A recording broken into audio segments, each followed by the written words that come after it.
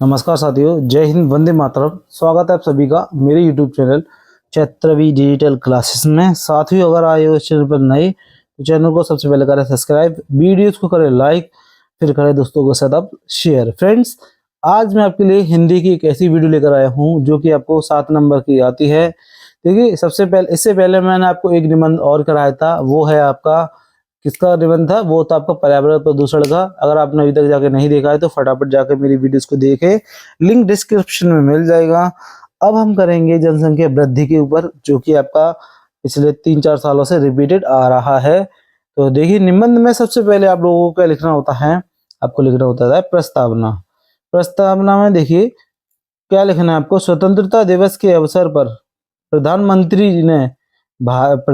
ने भारत में तेजी से बढ़ रही जनसंख्या पर चिंता व्यक्त की थी तथा इसको नियंत्रित करने की बात भी कही थी।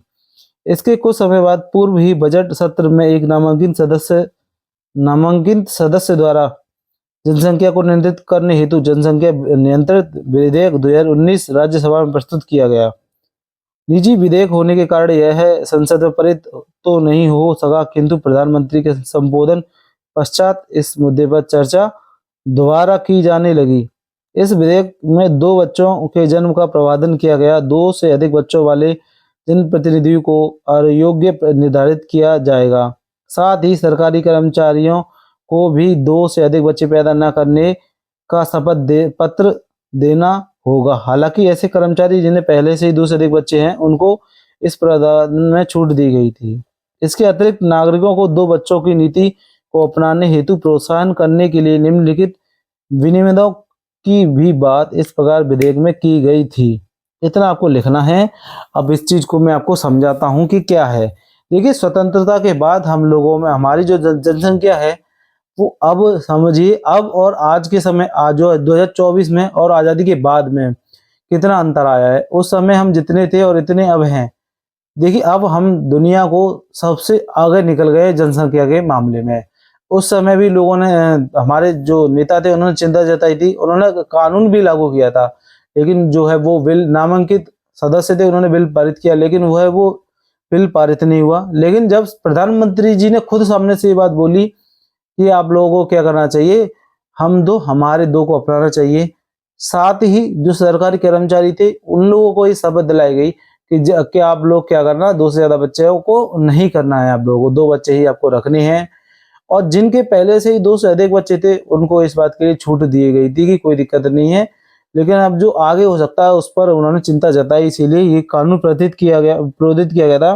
और आज देखिए, वास्तव में आप लोग देखिए जनसंख्या की कितनी कितनी समस्या है, जिसके कारण क्या क्या दिक्कतें आ रही हैं हम लोगों के सामने, वो मैं आपको बताता हूँ। तो एक आ रहा है पहले, अब देखिए, सबसे पहले प्रस्तावना लिख ली अब आपने। अब आपको लिखना है जनसंख्या नियंत्रण तर्कधार। तर्कधार क्यों? किसी भी देश में जब जनसंख्या विस्फोट स्थिति में पहुंच जाती है तो संसाधनों के साथ उसकी गैर अनुपस्थिति वृद्धि होने लगती है, इसीलिए उसकी स्थिरता लाना जरूरी है। संसाधन एक बहुत महत्वपूर्ण घटक है। भारत में विकास की गति की अपेक्षा जनसंख्या वृद्धि की दर अधिक है और जनसंख्या के साथ क्षेत्रीय असंतुलन भी तेजी से बढ़ रहा है। दक्षिण भारत की कुल जनन क्षमता दर, यानी कि प्रजनन अवस्था में एक महिला के कितने बच्चों को जन्म दे सकती है में यह दर 2.1 है, जिसे स्थिरता दर माना जाता है। लेकिन इसके विपरीत देखिए, आप लोग बाकी के सब देशों में बोला गया है कि जो जनसंख्या बढ़ रही है वो कितने के हिसाब से प्रति औरत के बच्चे के हिसाब से निकालेंगे तो 2.1 है, यानी कि हर लगभग 2 बच्चे के आसपास हर औरत के पास है। वहीं आप लोग बात करोगे कि इसके विपरीत उत्तर प्रदेश की और उसके पूर्वी भारत की, जिसमें बिहार है, उत्तर प्रदेश है, उड़ीसा जैसे राज्य है, इसमें कुल प्रजनन क्षमता दर 4 से ज्यादा है, यानी कि प्रत्येक एक परिवार में 4 बेटे से ज्यादा है। और देखिए इसमें क्या कहते हैं, उड़ीसा जैसे राज्य, इसमें कुल प्रजनन क्षमता 4 से ज्यादा है। यह भारत के भीतर एक क्षेत्रीय असंतुलन पैदा कर रहा है। जब किसी भाग में विकास कम हो और जनसंख्या अधिक हो तो ऐसे लोग रोजगार या आजीविका की तलाश में अन्य स्थानों पर प्रवास करते हैं, किंतु संसाधनों की सीमितता तथा जनसंख्या की अधिकता तनाव उत्पन्न करती है। विभिन्न क्षेत्रों में उपजा क्षेत्रवाद कहीं ना कहीं संसाधनों के लिए संघर्ष से जुड़ा हुआ है। देखिए, अगर आप लोग जनसंख्या वृद्धि पर अभी जो प्रेजेंट के जो लोग हैं, अगर उन्होंने अभी तक इन पर कंट्रोल नहीं किया तो भविष्य में एक बहुत बड़ा विस्फोट होगा, जनसंख्या विस्फोट, जिसमें कि आप लोग देखिएगा बेरोजगारी की लोग कितना तरसते हैं आजकल लोग। तो आप खुद देखिए कि अगर हमारे जिस हिसाब से जनसंख्या बढ़ रही है कि भविष्य में यह संभव है कि आप लोग कि हर प्रति व्यक्ति को रोजगार मिलना संभव है? नहीं है। क्यों नहीं है? क्योंकि इसका कारण सबसे बड़ा यही है कि आप जनसंख्या जो वृद्धि है वो बहुत ज्यादा, जनसंख्या वृद्धि होगी तो देखिए हमारा जो वातावरण है वो भी असंतुलन होगा। क्यों होगा? क्योंकि देखिए ऑक्सीजन ज्यादा कम हो जाएगी और क्या कहते हैं कार्बन डाइऑक्साइड बढ़ जाएगी, पेड़ों की कटाई की जाएगी, तो बहुत सारी चीजों का आपको लोगों को क्या करना पड़ेगा, समस्या का सामना करना पड़ सकता है। और इसमें ही आपको एक और हेडिंग लिखनी है, वो आपको क्या लिखनी है, आर्थिक सर्वेक्षण 2019 और 18 और 19 अलग दृष्टिकोण। 18 और 19 में एक अलग दृष्टिकोण था। देखिए 18-19 में कहा गया था कि भारत में पिछले कुछ दशकों में जनसंख्या की वृद्धि गति धीमी हुई है, जबकि 97 और 81 की वार्षिक दर यहाँ पर 2.5 थी, मतलब 2.5 थी, वह वर्ष 2011 और 16 में घटकर 1.3% पर आ गई है। देखिए जब आप बात करोगे सन 1971 और 81 की, वहां पर जो प्रतिशत दर थी जनन की वो थी आपकी 2, मतलब 2.5, मतलब एक घर में लगभग 2 घर में लगभग 5 बच्चे आप मान लीजिए। और अब जो है अब कितनी रह गई है, वो आप मान लीजिए 2 घरों में लगभग 2 बच्चे मुश्किल से, है ना। आर्थिक सर्वेक्षण में जनसंख्या के ट्रेंड की चर्चा करते हुए रेखांकित किया गया कि बिहार, उत्तर प्रदेश राज्य और राजस्थान, हरियाणा जैसे राज्य जहां ऐतिहासिक रूप में जनसंख्या वृद्धि दर अधिक रही है, में भी जनसंख्या वृद्धि में गिरावट आई है। और यहाँ पर भी जैसे लोग पढ़ते गए, चीजों को समझते गए, तो जनसंख्या में गिरावट बढ़ती गई। हिमाचल प्रदेश में वार्षिक दर 1% से भी कम है। और अगर आप लोग यकीन नहीं करोगे, जो हिमाचल प्रदेश है वहां पर जो जनसंख्या जो जनन की वो प्रतिशतता है वो 1 से भी कम है, यानी एक परिवार में एक बच्चा भी नहीं है, ऐसा ही है। सर्वेक्षण के अनुसार आने वाले 2 दशकों में भारत में जनसंख्या वृद्धि दर तीव्र गिरावट की संभावना है। साथ ही कुछ राज्य 2030 तक वृद्ध समाज की स्थिति की ओर बढ़ने शुरू हो जाएंगे। आर्थिक सर्वेक्षण ने न सिर्फ जनसंख्या नियंत्रण को लेकर आशावादी रवैया रखते हैं, बल्कि भारत में नीति निर्माण को फोकस भविष्य में बढ़ने वाले वृद्धों की संख्या की ओर करने का सुझाव भी देते हैं। और साथ ही आपको इसी के साथ आपको एक और हेडिंग लिखनी है। हेडिंग है आपकी जनसंख्या के लाभांश या जनसंख्या की अभिशाप, यानी कि जो जनसंख्या बढ़ रही है वो हमारे लिए फायदे की बात है या नुकसान की बात है, ये आप लोगों को देखना है। देखिए किसी भी देश में युवा तथा कार्यशील जनसंख्या की अधिकता तथा उसमें होने वाले आर्थिक लाभ को जनसंख्या लाभांश के रूप में देखा जाता है। भारत में मौजूद स्थिति में विश्व में सर्वाधिक जनसंख्या युवाओं की है। यदि इस आबादी का उपयोग भारत की अर्थव्यवस्था को गति में देने किया जाए तो भारत की जनसंख्यिकी लाभांश प्रदान करेगा, किंतु यह शिक्षा गुणवत्ता न हो, रोजगार के अवसर सीमित हो, स्वास्थ्य एवं आर्थिक सुरक्षा के साधन उपलब्ध न हो तो बड़ी कार्यशैली आबादी का अभिशाप का रूप धारण कर लेगी। देखिए जितने भी हमारे देश में ज्यादातर जो है युवा वर्ग ज्यादा है, अगर हम उनको सही दिशा में लगा ले तो हमको कोई दिक्कत नहीं होगी, तो हमारे लिए लाभ हो जाएगा। अब देखिए अभिशाप कैसे होगा, अभिशाप ऐसे होगा कि हमारे पास जो है सरकारी जॉब है वो कब लिमिटेड है, और और जो भी और हमारी जो टेक्नोलॉजी है वो अगर हमारे पास सीमित होगी तो सीधी सी बात है वो हमारे लिए अभिशाप का ही काम करेगी। इसके बाद हम लोगों को क्या करना है, अतः विभिन्न देशों में संसाधन के अनुपात में जनसंख्या वृद्धि पर ही बल देती है। भारत में वर्तमान में कुछ युवाशील कार्य जनसंख्या अधिक है और देश है उसमें जनसंख्या वृद्धि पर देते हैं क्योंकि वहां जनसंख्या कम है। आपको इतना ही लिखना है। अगली आपको हेडिंग लिखनी है, अत्यधिक जनसंख्या कारण, प्रभाव और उसके समाधान। अत्यधिक जनसंख्या के कारण क्या है, प्रभाव क्या है और समाधान क्या है। अत्यधिक जनसंख्या का अर्थ है संख्या की तुलना में किसी क्षेत्र में लोगों की संख्या में वृद्धि, उस क्षेत्र में संसाधन टिक सकते हैं। इस समस्या के पीछे कई कारण है। क्या क्या कारण है वो आप लोगों को देखने हैं। सबसे पहला कारण है जनसंख्या वृद्धि के कारण। जनसंख्या वृद्धि कारण क्या है, विकासशील देशों में जनसंख्या की वृद्धि की दर अधिक है। इस वृद्धि का कारण मुख्य रूप से परिवार नियोजन के ज्ञान की कमी है। ज्यादातर लोग जो जनसंख्या वृद्धि में योगदान कर रहे हैं वे निरक्षर हैं और गरीबी रेखा से नीचे जीवन यान कर रहे हैं। वे इन्हीं निहितार्थ को समझे बिना कम उम्र में अपने बच्चों का बाल विवाह कर रहे हैं।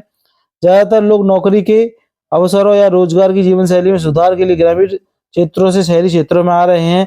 यह शहर में असंतुलन और संसाधनों की कमी पैदा कर रहा है। देखिए, ज्यादातर लोग हैं जो गांव में से शहर में आ रहे हैं, तो उससे क्या हो रहा है, शहर का जो है असंतुलन हो रहा है, क्योंकि भाई सीधी सी बात, सब लोग जो शहर में संसाधन है वो लिमिटेड है, इसीलिए सब लोग उधर से इधर की तरफ आ रहे हैं। तो क्या हो रहा है, शहर का माहौल जो संसाधन है वो क्या हो रहा है, लिमिटेड हो रहा है। चिकित्सक प्रौद्योगिकी उपचार में सुधार, कई गंभीर बीमारियों के लिए मृत्यु दर को कम करना, पूरा बहुत से पुराने रोग या फिर घातक वायरस जैसे खसरा, छोटी चेचक का इलाज चिकित्सा सेवाओं में सुधार के साथ किया जा सकता है। अब एक और बात, इसके बाद मैं बस इतना ही पॉइंट बोलूंगा आपसे, इतना ही लिखना है आप लोगों को, और आगे लिखना है आपको जनसंख्या वृद्धि के प्रभाव। जनसंख्या वृद्धि के प्रभाव है, जैसे जैसे आबादी बढ़ेगी, भोजन पानी जैसी बुनियादी जरूरतों की खपत भी बढ़ेगी। देखिए, ज्यादा जनसंख्या बढ़ेगी तो ये चीजें हमें ज्यादा चाहिए। हालांकि पृथ्वी सीमित मात्रा में पानी और भोजन का उत्पादन कर सकती है, जो कि खपत की तुलना में कम है, जिससे कीमतों में वृद्धि होती है।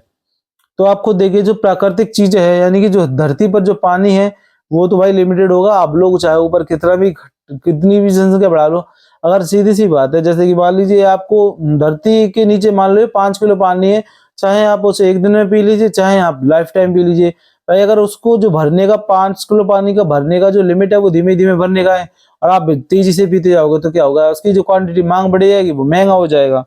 तो हमको जनसंख्या वृद्धि पर हमें काम करना चाहिए। और देखिए, जंगल में जानवरों के प्रभावित करने वाले शहरीकरण के विकास को पूरा करने के लिए वन कम हो रहे हैं, जिससे प्रदूषण और पारिस्थितिकी में संतुलन हो रहा है। कोयला, तेल, प्राकृतिक गैस आदि से अति प्रयोग के कारण प्राकृतिक संसाधन बहुत तेजी से घट रहे हैं, और यह हमारे पर्यावरण पर गंभीर प्रभाव पैदा कर रहा है। तो क्या हो रहा है, जो जंगल में ऐसे लकड़ियां कट रही है, पेड़ कट रहे हैं, कि कोयला चाहिए, तेल चाहिए, क्योंकि इनकी भाई डिमांड ज्यादा तो उत्पादन ज्यादा होगा, उत्पादन ज्यादा हुआ तो हमारे लिए क्या होगा, समस्या बनेगा। तो जनसंख्या वृद्धि के साथ वाहनों उद्योगों में काफी वृद्धि हुई है। वायु की गुणवत्ता की बुरी तरह प्रभाव पड़ता है। ग्लोबल वार्मिंग के कारण ग्रीन गैस हाउसों का रिहाई की मात्रा में वृद्धि हुई है, जिसके कारण हिमशैल और ग्लेशियरों में बर्फ पिघलने लगी है। जलवायु के पैटर्न में परिवर्तन, समुद्र के स्तर में वृद्धि ऐसे परिणाम है जिनका हमें पर्यावरण के प्रदूषण का सामना करना पड़ सकता है। देखिए, और पॉपुलेशन ने हिंसा और आक्रामकता के कार्य को भी बढ़ा दिया है, क्योंकि लोग संसाधनों को प्राप्त करने के लिए, अच्छी जीवन शैली प्राप्त करने के लिए एक दूसरे के साथ प्रतिस्पर्धा कर रहे हैं। यानी कहने का मतलब है कि देखिए, जनसंख्या वृद्धि होने से क्या हो रहा है, वाहन बढ़ रहे हैं, तो सीधी सी बात है, आपका पोल्यूशन यानी कि आपके जो प्रदूषण है वो ज्यादा खराब होता जा रहा है। ग्लोबल वार्मिंग के कारण ग्रीन हाउस कुछ ही रह गई है। हिमशैल, ग्लेशियरों की बर्फ पिघल रही है। जलवायु के पैटर्न बिल्कुल बदल रहे हैं, है ना, कभी बारिश हो रही है, कभी नहीं हो रही है। ये सब क्यों हो रहे हैं, ग्लोबल वार्मिंग में दिक्कत हो रही है। ओवर पॉपुलेशन के कारण, यानी कि ज्यादा जनसंख्या के कारण हिंसा बढ़ रही है, आक्रामकता बढ़ रही है। क्यों बढ़ रही है, लोग अच्छे अच्छे संसाधन प्राप्त करने के लिए क्या कर रहे हैं, एक दूसरे से कंपटीशन पर उतर आए हैं, है ना। तो जनसंख्या वृद्धि के बचाव क्या क्या हो सकते हैं, तो देखिए, विकसित देशों को अधिक जनसंख्या का सामना करना नहीं पड़ रहा है, क्योंकि विकसित देशों में लोग शिक्षित हैं और वे अधिक बच्चे पैदा करने के परिणामों से अवगत हैं, जबकि विकासशील देशों में लोग अच्छी तरह से शिक्षित नहीं हैं और परिवार नियोजन के बारे में कोई उचित विचार नहीं रखते हैं। अगर शिक्षा में सुधार होता है तो वे एक या दो से अधिक बच्चों होने का नुकसान को समझेंगे। देखिए, जो लोग विकासशील है उन्हें पता है कि वहां पर क्या है, कि वहां पर 2 से ज्यादा बच्चे पैदा करना उनके लिए नुकसानदायक बात है। क्यों, क्योंकि सारे संसाधन उनके दुष्परिणाम वो लोग जानते हैं, और जहां पर ये लोग नहीं जानते वहां पर यह है, परिवार नियोजन के बारे में कुछ जानते ही नहीं है, वो विचार अपने रखते भी नहीं है। शिक्षा में हमें वहां पर सुधार की जरूरत है। अगर हम शिक्षित कर दें तो उन्हें पता है कि 2 से ज्यादा बच्चे करने के परिणाम क्या होंगे, तो हमें जनसंख्या वृद्धि को हमें कम करना चाहिए। उपसंहार, यानी कि अब आपको लास्ट हेडिंग लिखनी है, उपसंहार क्या हो सकता है।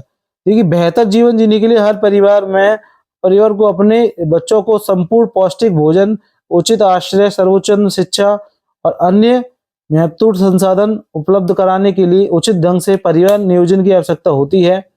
एक देश तभी सफलता प्राप्त कर सकता है जब उसके नागरिक स्वस्थ हों, खुशहाल हों, संतुष्ट जीवन जी रहे हों। इस प्रकार नियंत्रित जनसंख्या विश्व के प्रत्येक देश की सफलता की कुंजी है। देखिए सीधी सी बात है, जब आप लोगों को अच्छा जीवन जीना है, सबसे पहले आप अगर आपके पास मान लीजिए 2 बच्चे हैं, उनको अच्छा खिलाइए, अच्छा पिलाइए, अच्छा शिक्षा दीजिए।